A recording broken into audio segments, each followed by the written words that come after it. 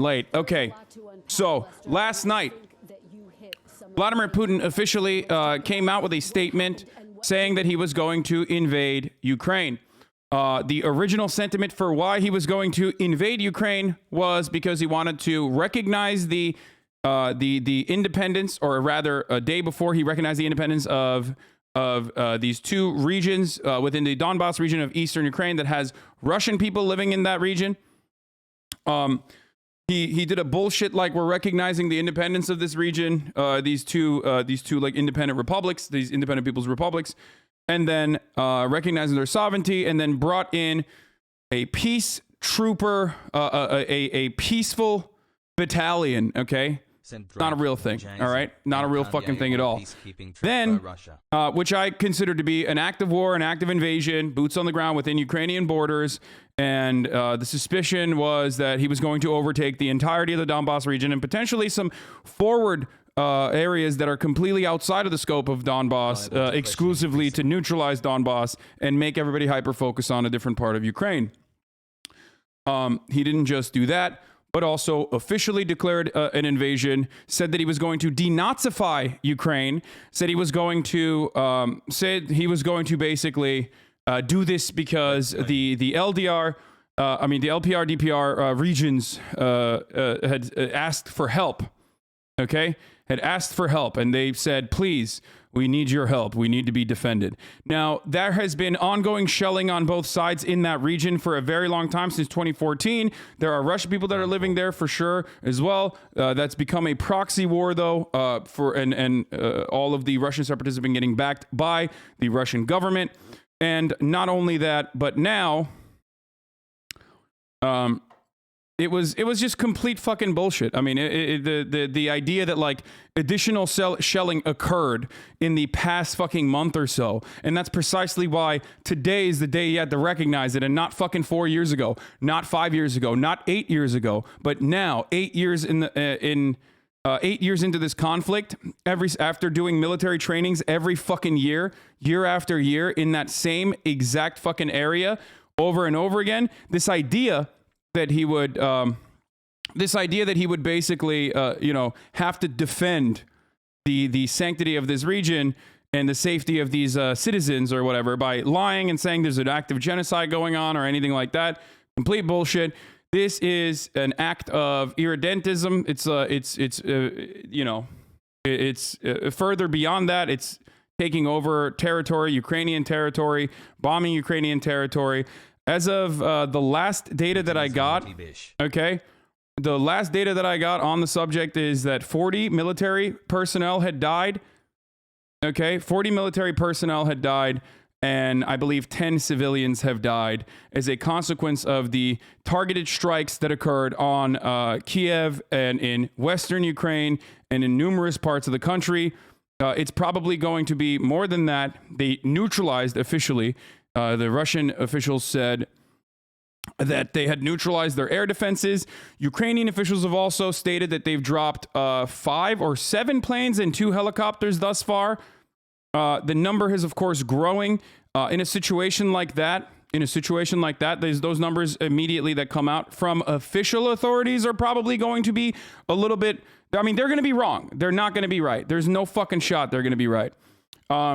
And this morning, Joseph Robinette Biden woke up and decided to fucking, reveal what kind of action that they were going to take against Ukraine, or not against Ukraine. What am I saying? Against Russia. And we'll see what the fuck happens. But right now, the situation is complete fucking insanity. Let's listen to what Biden has to say real quick.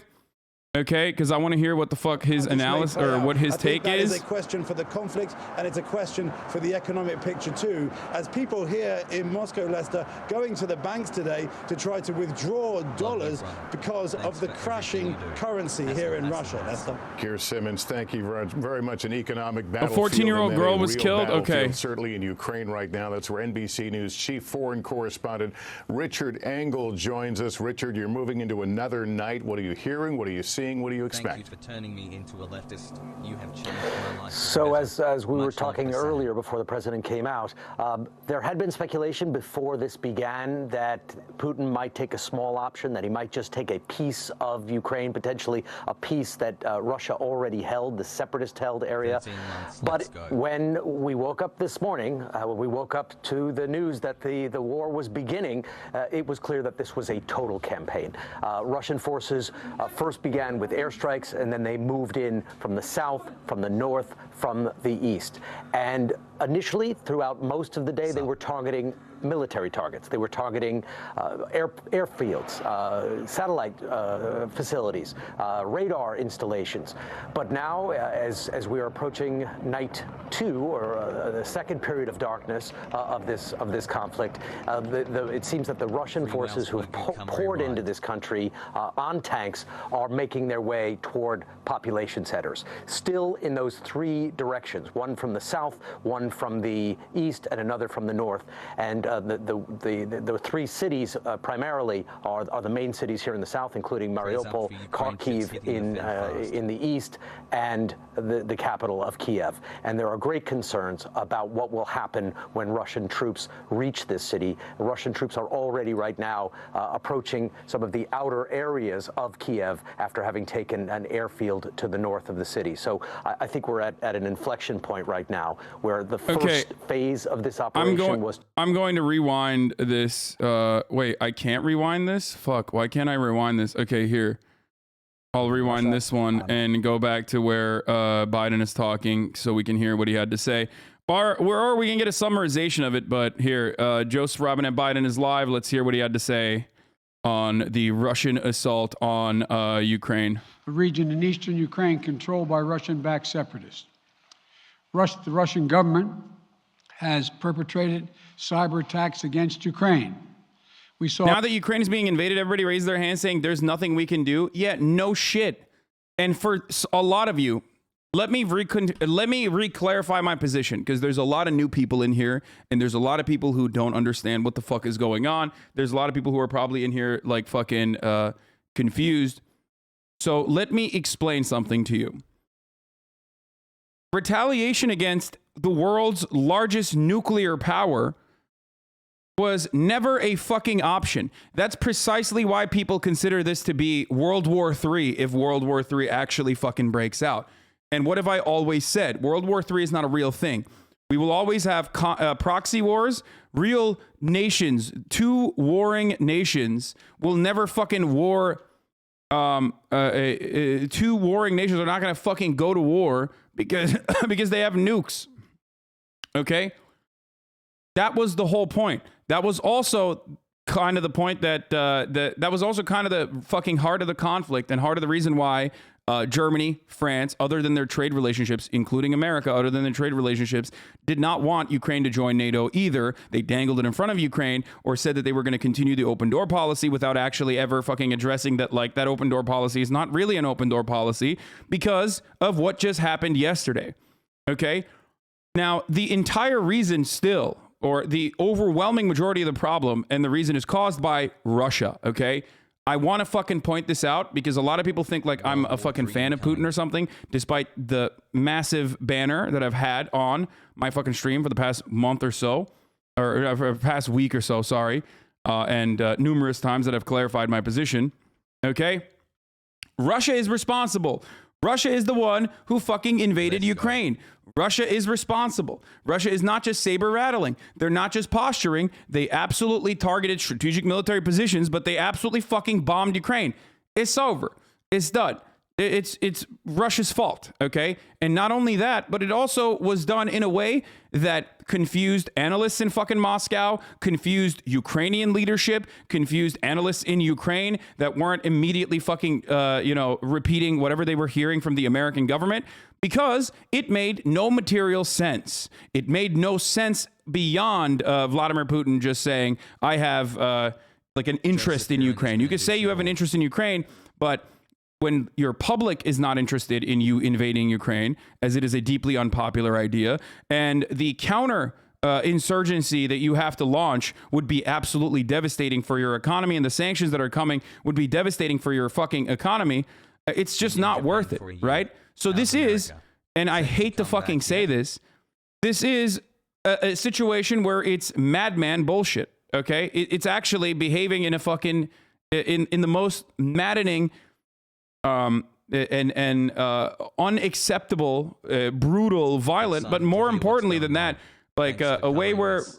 rational analysis is almost impossible to fucking do, okay?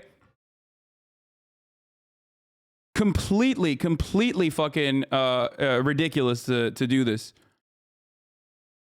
So 11 months the of fear that I brainwash. have, and this is Stop a pretending legitimate sad. fucking fear, is the meeting that Vladimir Putin had with Pakistan and China before engaging in this. Well, Imran Khan was there today and yesterday. But what I'm fearful is that Vladimir Putin, I don't know what the fuck they talked about with China, but it almost feels like, I mean, they had to have let China know, right? Like, there's no way. That's the only fucking, like, major power ally that they could possibly have in this circumstance. So, and China also has its own urges, on China has its own nearly identical to Ukraine circumstance with Taiwan. Obviously, there's differences there, but still. So that is a legitimately terrifying. China literally said, unlike the USA, we will not arm our allies. So we'll see what happens. We'll see what happens. But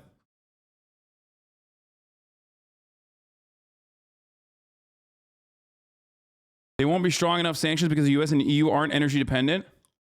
You mean energy independent? Yes, Hasan, I know. On our 11-month anniversary, did you let So- Putin invade? So, like, this act of war is like, all war has consequences. There are competing interests in a government, right? 19 months. You're not Some supposed to lady say, almost oh, this holding up person's the drink fucking at this crazy, and point. that's why they're behaving in a crazy way because they're bad. Or this person is good, and that's why they're behaving in a way so because they're good, right? Governments don't operate that way. Countries don't operate that way. They operate on behalf of their personal interests, their material interests. from me, Tucker's The military-industrial complex makes money. Everybody ends up making money when the war machine starts kicking, right? There's also economic, geopolitical interests, and Vladimir Putin has baffled his own fucking analysts, his own people, his own side. Everyone but Vladimir Putin is shocked in this situation, at least on the other side, for the reasons that I've laid out thus far, which is that it fucking does not make any sense whatsoever. Okay? It does not make any sense whatsoever for the reasons that I laid out. War would be too horrible for the Russian economy. Having an Afghanistan in their fucking backyard would be awful for the Russian economy. And the benefits, the material benefits that you gain from like invading Ukraine is not even marginal.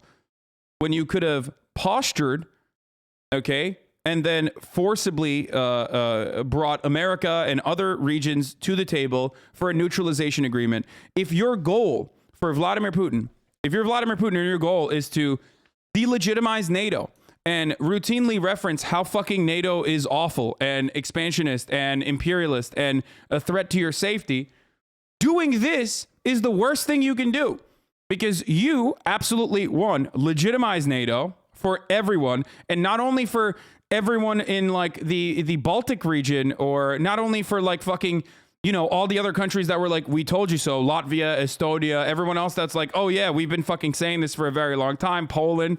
But you also literally get countries that you have successfully neutralized historically to say, wait a minute, we don't want to fucking be a part of Russia. This is bullshit, like Finland, okay?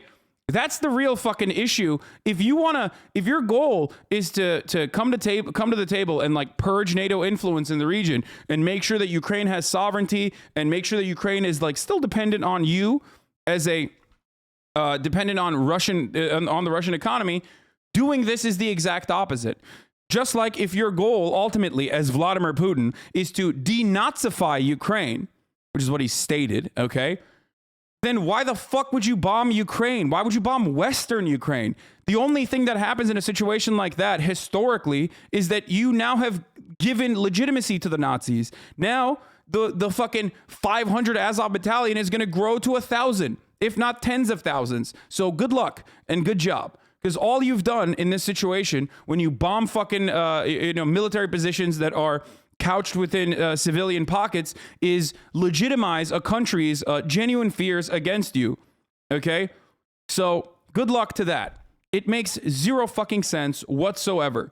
Obviously, the lesson I should learn from all of this is what? Like, that I should take the American government's intelligence every single time, despite their fucking track record? No, of course not. I'm still going to fucking maintain my skepticism. I'm still going to maintain my my critical analysis. Is the goal, is what I should learn from this, the lesson I should learn from this, the fact that like I should assume that foreign leaders are just madmen and they're behaving in like a fucking crazy way? No, of course not.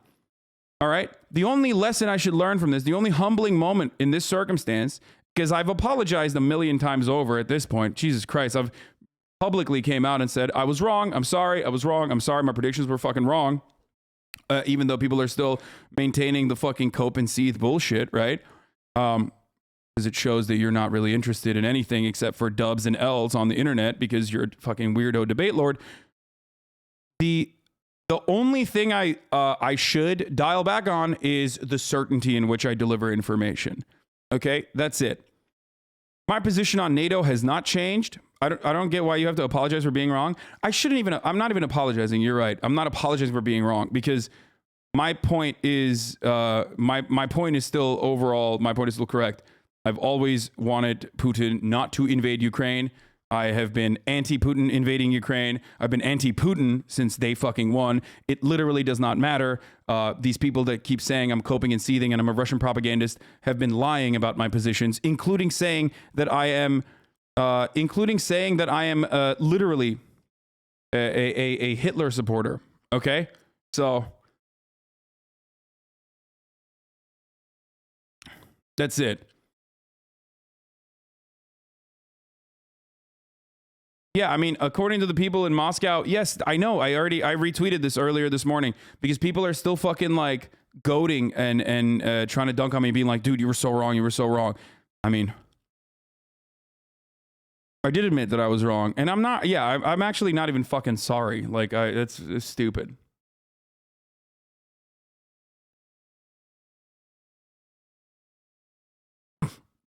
You're not evil or dumb for maintaining some skepticism regarding U.S. intelligence sources or State Department reports, just as you'd have for Russian state TV.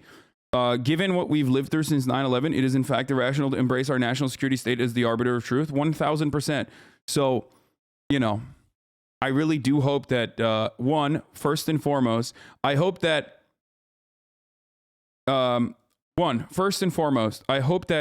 people in Ukraine are safe. That's number one. I hope that the Russian people do not suffer. You admitted that you were wrong about an uncertain event immediately. Exactly. And by the way, I'm not doing like I'm just a himbo, I'm just the entertainer bullshit. This is my bread and butter. This is what I know best. This is what I do best. Okay? Foreign policy especially. Okay? So I'm not doing I'm just a dumb himbo bullshit. I'm not a fucking dumb himbo when it comes to this. I mean, I am an idiot overall. I'm a dumb person, but I'm saying that like this is not an area where I think that I should fucking say, oh, I'm just a comedian. I'm Joe Rogan. Like, no, fuck that. No, this is something that I was incredibly certain on. And also the reason why I was incredibly certain on is because I was looking at not just the American State Department sources, which I was skeptical of, but more importantly than that, I was looking at Russian sources. More importantly, I was looking at Ukrainian sources. So there it is. And I'm going to keep doing that for the record. Sometimes you get shit wrong. America gets shit wrong way more than I do. So, you know, still on a pretty good fucking track record. And ultimately, I did not want war. And ultimately, I was not ever a fucking fan of Putin. So, so now that, why are you making this about yourself? Well, it's another thing that I have to like repeat over and over again.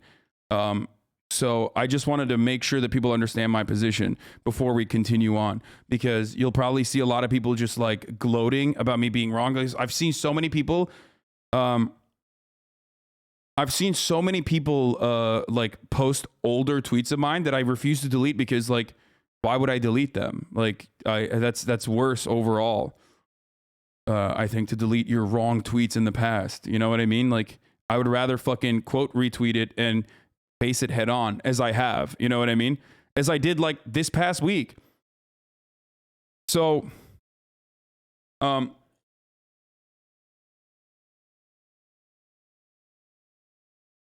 your domestic policy is stronger than your foreign? That's patently untrue.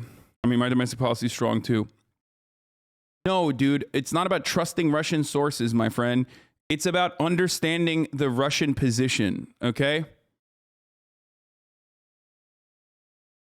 Anyway, you looked on Russian sources on Russian war? No, you look at Russian sources to see what kind of propaganda they're doing. Just like you look at fucking Fox News to see what kind of propaganda the right is doing. But when I do Fox News analysis, you understand my position. But when I'm looking at Russia and I'm trying to fucking figure out what they are saying and what the Russian analysts are thinking, okay, then you operate on this black and white fucking perspective where you're like, if I don't immediately say like Russia is an evil villain and they're just like violently fucking lashing out at everyone, you're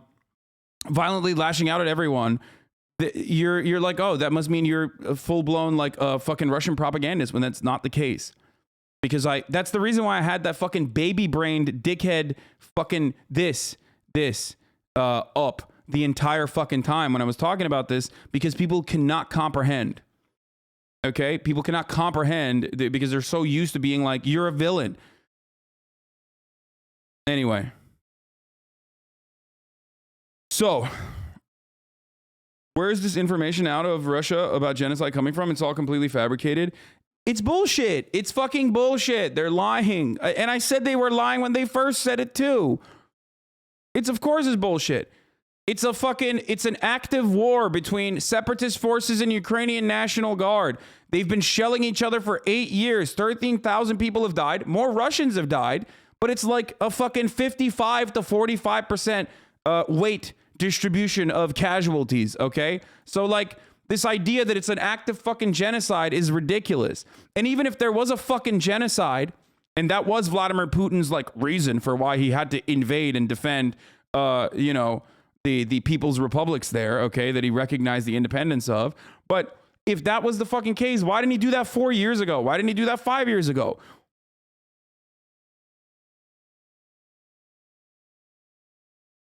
Okay. So there it is. Let's continue.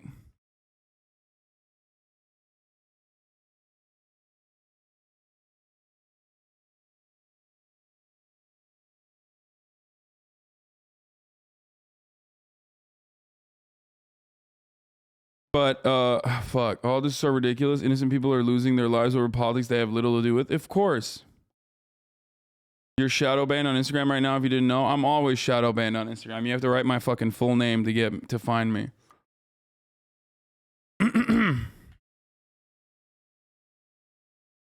Appreciate your coverage. Keep up the great work. I don't think you need to keep defending your position / aggro to stupid comments in the chat. Just keep doing your best, providing analysis and news. My family's in Ukraine and I'm glad there's someone shedding light on the situation.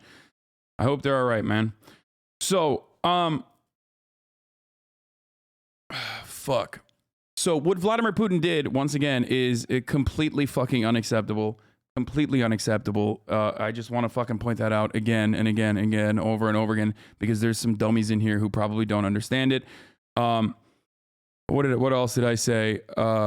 Yeah, oh, here's what I basically, here's my repetition of what I said already. Didn't think a regional power would act so irrationally. I know Putin doesn't care about lives, but these actions will directly harm his geopolitical interests, his energy projects, his geopolitical interests being, vilification of NATO, right? And making sure that NATO doesn't expand further. If that's your goal, you did the actual worst thing you possibly could. That's one. If your other goal there is, defending your energy projects. You had Nord Stream 2, which was going really well. You know what I mean? It was like something that America didn't want, but like Germany definitely relied on. Okay, you were expanding your influence on the European Union by making them energy dependent to you. Okay, Like, that's a complex trade relationship that you have. That's a dub. That's a major dub for Putin. Major dub for Russia. Okay? So much of a dub that America was like, dude, no, you can't do that. Not only that, but also this legitimizes intelligence, like military intelligence, State Department apparatus, the pipeline between the State Department and mainstream media on the American side, on the European side, and totally fucking continues, if not emboldens all the fucking anti-Russian rhetoric. So, you know, it's GG's on that. This is like Cold War 2.0, which is horrible, okay? Horrible overall. The entire HasanAbi Clips industrial complex is shadow banned on YouTube, by the way. Wait, what? No fucking shot. There's anti-war protests that are fucking starting in St. Petersburg. And by the way, for the record, this is part of the reason why I said it was fucking bananas for him to invade, okay? Because of this. Because, like, it's literally unpopular. Vladimir Putin his popularity has waned over the years, okay? But not only that, but they have polls. You know what I mean? They fucking polled Russian people and they were like, no, we don't want you to invade Ukraine. That's insanity.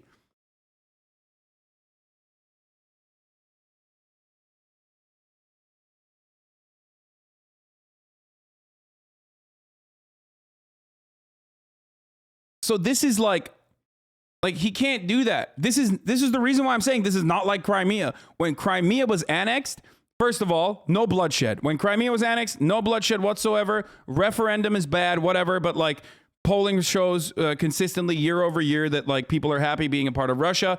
People were celebrating in fucking Russia. He got a major dub on Crimea, okay? He did. He got a major dub on Crimea. Anyone who says, I'm not ascribing whether it's good or bad, okay? My personal position on Crimea does not matter in this circumstance. But Crimea was a major foreign policy dub for Vladimir Putin. He was emboldened, nationalistic rhetoric rose through the ranks, and people actually people liked that decision. Ukraine is not like Crimea. Even Donbass is not like fucking Crimea, okay? So every single fucking action that he takes beyond that makes it so much more difficult for him, okay? Is dub good? No, a W for him, okay? A W for Vladimir Putin. I'm giving you analysis. Please stop fucking making me have to feed you the broccoli with like some sugar on the side by being like, Vladimir Putin is a bad guy. The fucking thing above my head is supposed to cater to your expectations, okay? Your methodology and the analysis was totally right. Also, Putin did invade Ukraine to keep as a buffer, as NATO members did not hard sanctions on Russia, as they, not North America, are dependent on Russia for petroleum. Okay.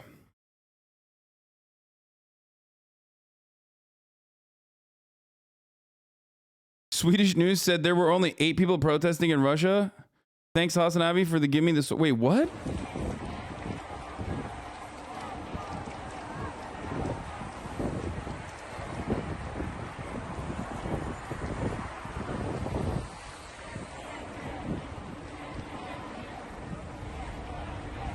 What do you think that a reliable source when someone looks at a piece of information? Shut up. I'm not having a conversation with you, you schizo posting fucks, okay?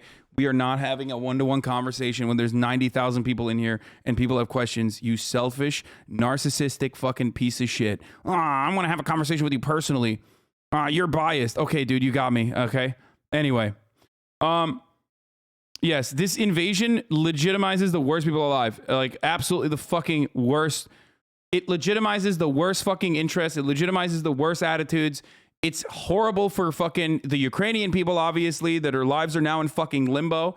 Okay? Hopefully there will be a little bit of fucking emancipation from all of this once the conclusion comes. And hopefully that conclusion is not like an awful and violent one or a continued fucking occupation by Russia. And instead is a reasonable agreement that offers some stability to Ukraine, a country that's already been like destroyed for the past many fucking years. Okay.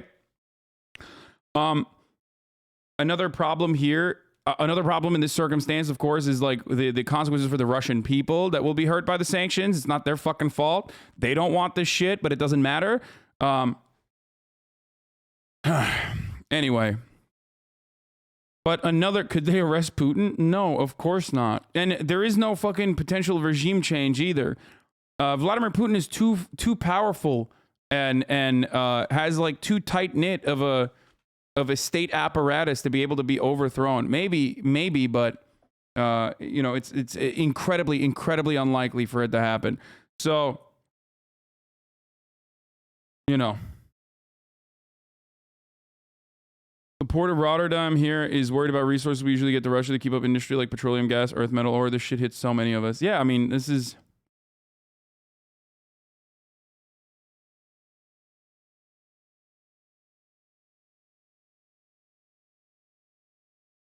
The middle of the fighting. Matthew, tell us what you're witnessing there. Oh my God, not the Toyota Camry. Are you serious? I mean, those things can withstand bullets, though. They're powerful. They're powerful machines. I'm not worried about the Camry. We may get... Jim, we've come out of the center of the Ukrainian capital, Kiev, and we are here at the Antonov Airport, which is about 25 kilometers, 15 miles or so out of the center. These troops you can see over here. Stand up, Lewis. These troops you can see over here, they are Russian airborne forces. They have taken this airport.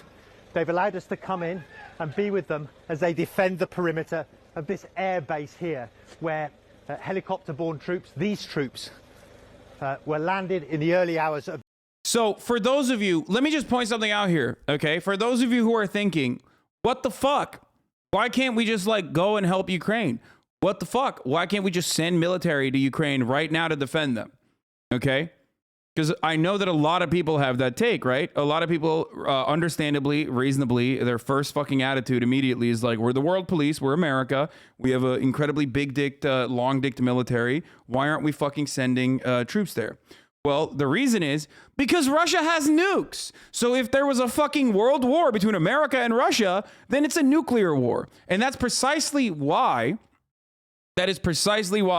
because of Article 5, you could not have fucking NATO accept Ukraine into NATO. That's why Germany would never allow Ukraine to be in NATO. That's why America would never actually allow Ukraine to be in NATO. And that's why they fucking lied and dangled it in front of Ukraine, who was understandably and rightfully concerned by Russians encroaching on their fucking territory. And now all they're going to get is fucking guns, okay? All they're going to get is guns. That's it. You're going to get some guns, and it's GG's, okay? After that, it's like, go ahead, grandma, trained by some fucking CIA-trained Azov battalion guys. Go ahead, shoot at some fucking Russian paratroopers. Like, it's horrible. This was the worst possible fucking outcome of all. And the unfortunate problem here, to make matters worse, is that like there's no reasonable way to deal with Russia. If Russia says fuck diplomacy, or rather, you're not giving me anything I want. You're not even fucking giving me any concessions, and I'm a world power. I'm not like fucking Afghanistan, okay? They're gonna fucking behave in this erratic way. They're gonna behave in this violent way, and they are. And that's something that we, as like, I guess we in America have to understand and expect from our government as well, which is that like we are no longer the imperial force that could just, like, Russia is no longer the post-Soviet carcass that it once was, okay? That we sacked, that we put some of the worst, disgusting freaks in positions of power as we sacked that entire fucking country, okay? In the aftermath of the end of the Cold War, when America took the dub and capitalism won, okay? It's not that fucking carcass that it once was. It has a profound amount of economic power from all of the energy considerations it has, okay? So we're playing a different fucking game, and we're treating, it feels like we are, Russia isn't USSR either right now. Of course not, but it doesn't matter. We think like every other country that we are involved with, even if they are sovereign regional power, especially if they have fucking nukes, every country that we involve ourselves with is not like Afghanistan. You can't just like fucking roll over. It's not Libya, okay? You can't do that. So we can't actually help? No, but that was the case. That was literally the case. You could not help last week, and you could not help a month prior. And that's why I was saying this is fucking bullshit. That's part of the reason why Saudi Arabia can do whatever the fuck it wants, even though Saudi Arabia doesn't have the exact level of power that Russia has even. Okay? We are energy dependent. Why? Because no one wants to pay $100 for fucking gas.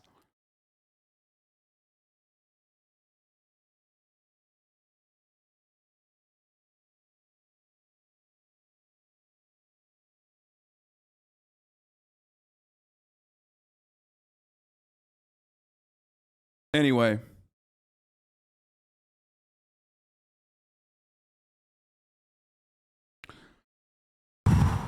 So,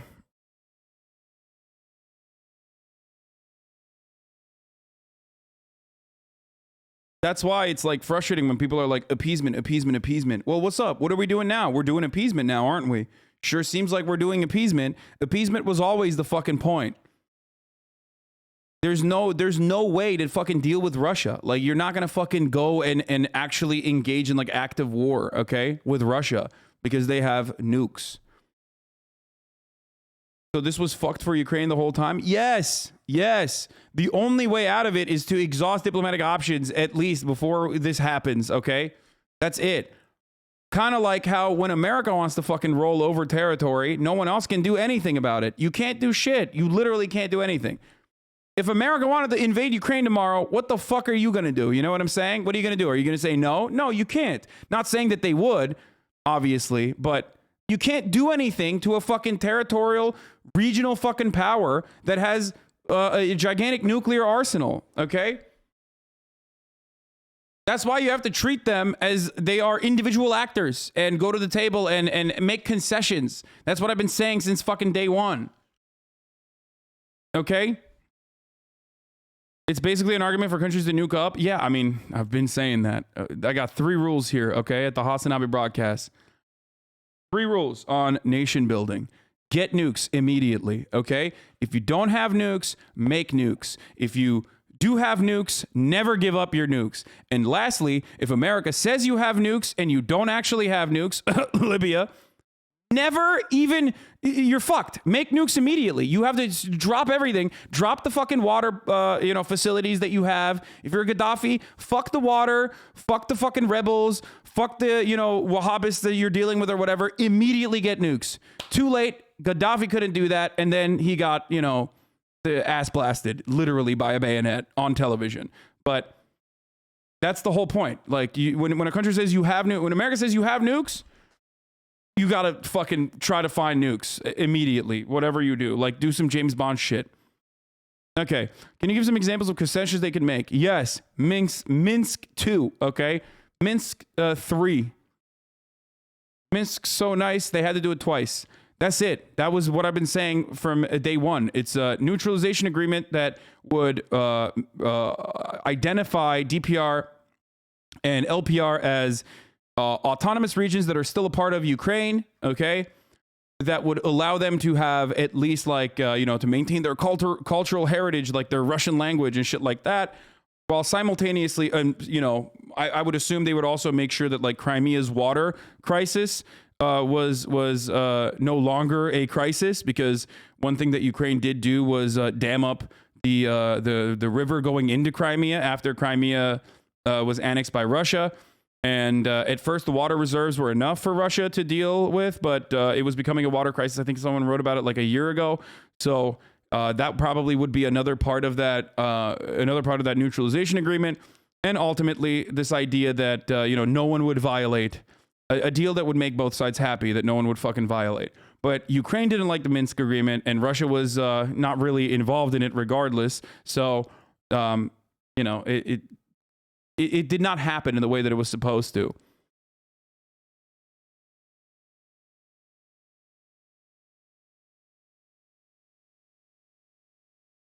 Okay? You don't think that's completely off the table? No shot Russia will give Donbass territory back even if they retreat from the rest of Ukraine? I mean, right now, I don't know what's on the table. I don't think anything is on the table. Right now, I think it's attrition. You know what I mean? It's about how much I think right now it's about how much the Russian economy can handle and how much Vladimir Putin can handle potentially. Are there going to be assassination Are there going to be assassination attempts on Putin? You think there aren't assassination attempts on Putin? That motherfucker is literally a KGB agent, bro. Why do you think? I mean, look, this is too much conspiracy shit, and I don't like to engage in it. But Vladimir Putin is a fascinating individual, okay? Like an actually fascinating individual. I don't mean that in a good way. I mean that in a bad way. And like, a lot of people state that his circle has gotten smaller and tighter. He's become really paranoid in recent years. I mean, this is like palace intrigue that happens with Erdogan all the fucking time too. I like to watch it, but I'm not like, I never, base my analysis off of it. But people say that he is, his circle has gotten smaller. He's very scared. He's scared of the fucking vaccines because he's scared that like whoever gives him the vaccine might actually poison him or whatever. So the suspicion is that he's actually not like even vaccinated and he's terrified of COVID. And that's why he does like those insane, those insane fucking COVID tested conversations with like leaders like Macron. Remember that big ass table that they were on? Part of that is because the delegation refuses to get COVID tested, like whenever he's talking to leaders, foreign leaders and whatnot, and he does not want to be near them because he's worried about fucking COVID. Like he's terrified of COVID.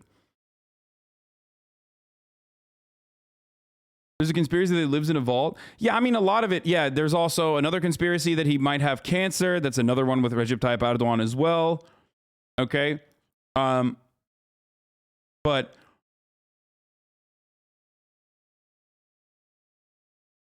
more and more Russian soldiers are surrendering after finding out they're on an offensive against Ukraine. Thoughts on this? A bit ago, a whole Russian tank platoon surrendered. I don't know if that's real or not. I will not look at unconfirmed reports on that stuff. But it was not. This was not even a popular fucking move within, from what I understand, within the military either. It's just not popular. It's not a popular idea to just like fucking all out invade Ukraine, bro. You can't do that.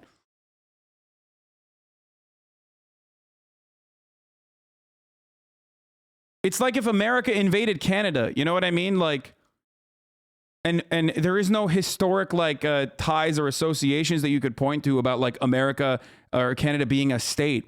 But like it is kind of like that, we're very similar. They're just like a little bit more European, you know what I mean? And that's not like if you were like, oh no, we're invading Canada, like fuck that, okay? They've built a deal with like they've done a deal with China. Or China wants to build a military base in Canada, a forward operating base in Canada into the United States, and we're like, no, fuck that, we're gonna invade. In that situation, like a lot of people will be like, well, what the fuck? We don't want to do that.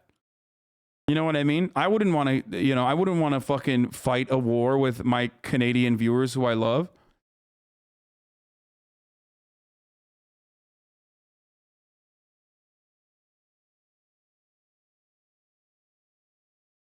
Anyway.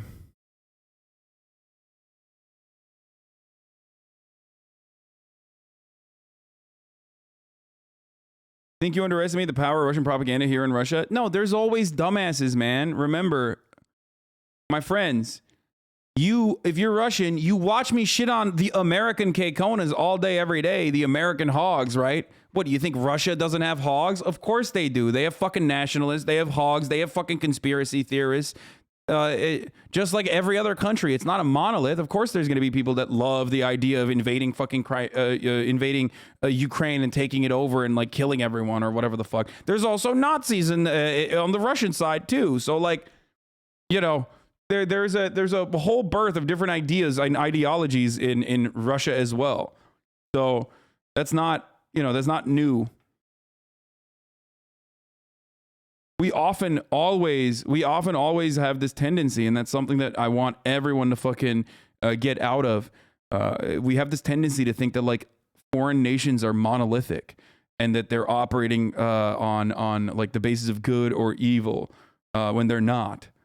They usually, in most circumstances, are behaving in a way that benefits their interests. They are also, regardless of how authoritarian they are, they do actually fucking look at what the public's opinion is on the actions that they take. Because you know what happens in an authoritarian country? When your popularity is waning, do you know what happens? You get killed. Okay, you coup d'etats and you get fucking killed. So that's the reason why, like, even someone like Vladimir Putin, who's like very successfully maintained his grip of power, is not going to make insane fucking moves that harm his position, that actually hurt. You should add an emo for when you don't want to fight against destructive repetitive criticism. You end up repeating yourself frequently because people love arguing with you so much over little points. Yeah, I don't know what that.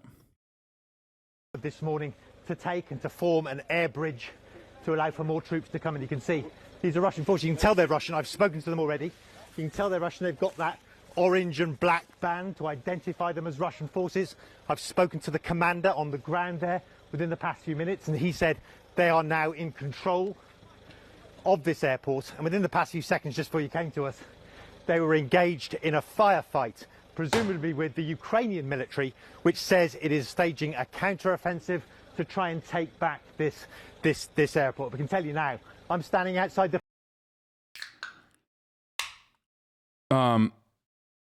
Massive news, Russia's crossed the Dnieper River in the south with tanks under fire from the Ukrainian side.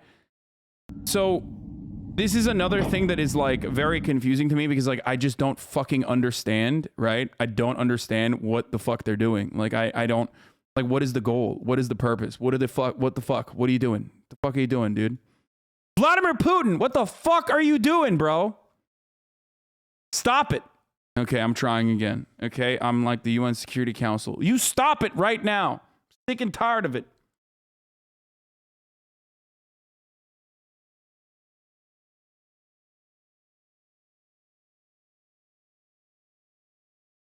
Okay. They're securing the water because Ukraine cut Crimea off from the water and it still suffers from a drought. I know, I already mentioned that. But it just, again, it is fucking ridiculous. Like, you can't do that. Anyway.